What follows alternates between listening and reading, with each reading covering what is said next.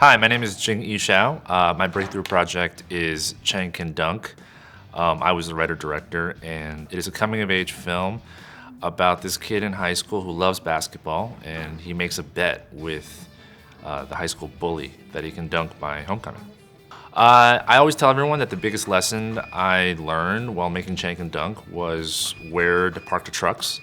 And what I mean about that is, scaling up and working with a larger crew, you realize that, as the director, you're not just the creative force, you're also a leader. And in order to make a film, you really have to have a powerful understanding of logistics and how things work. And so that was a big part of my education on the project and things that I had to learn on the fly. It takes a lot of teamwork and understanding how the system works in order to execute on a vision beyond just having the vision, and that was something that I definitely took a lot away from.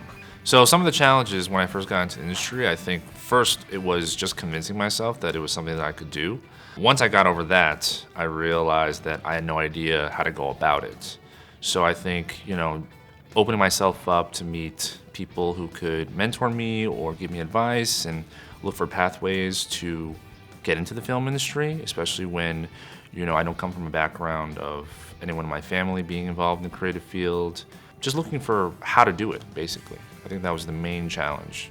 Once I had a sort of pathway, it was a lot easier for me to focus and just sort of work diligently towards that. To know that I'm now part of the BAFTA community is an incredible honor because, as a filmmaker, you look to the directors and artisans and craftsmen that have come before you, who inspire you, and BAFTA represents that. It represents, past generations of incredible pieces of art.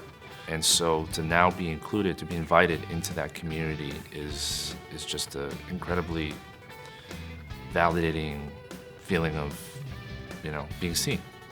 So one thing that's on my creative bucket list is I would love to either write or direct a film that crosses cultures.